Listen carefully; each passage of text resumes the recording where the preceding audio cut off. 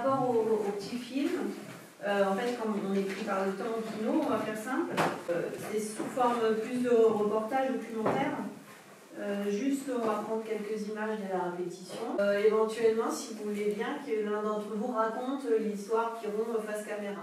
Parce qu'en fait, le court-métrage, il doit faire maximum 7 minutes. Sortez de cette usine, mais sans trésor de guerre. Ils faisaient du point de mine en quittant leur usine. Ils en avaient sur le cœur et descendaient une erreur. Refusons les systèmes de conditions. Refusons le capital et ses patrons.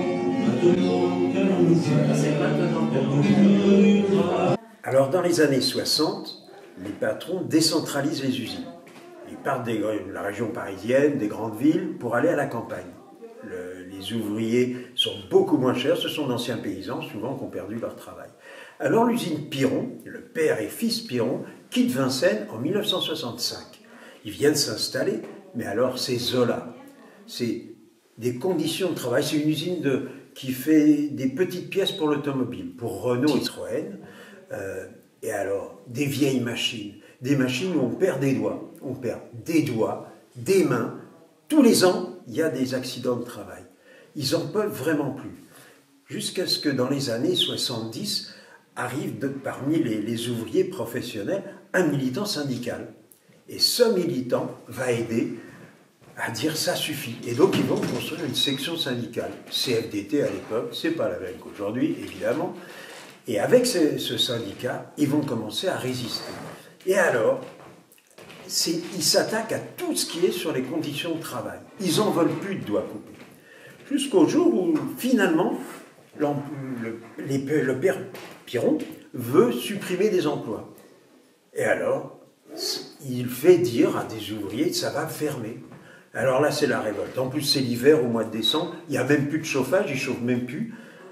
Alors, ils se mettent en grève. Mais ce n'est pas seulement ça. Ils se mettent en grève et ils licencient leur patron. Ils licencient Piron. C'est une petite usine, 86 ouvriers, mais c'est un scandale dans la région complète et ils sont soutenus par tout le monde.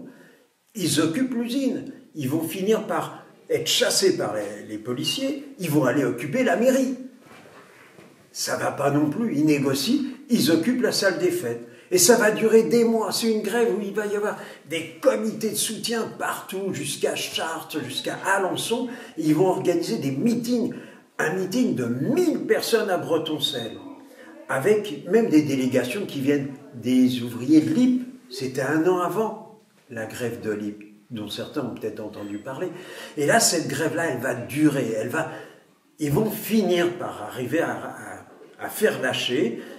Il y aura une grosse partie des ouvriers qui vont être repris, sauf les dirigeants syndicaux, les dirigeants de la... Au bilan de ça, c'est quand même que 50 ans plus tard, ici à Bretonçelle ou à Nogent, plus personne ne se souvient de cette grève. Elle n'est peu connue, elle a disparu de la mémoire.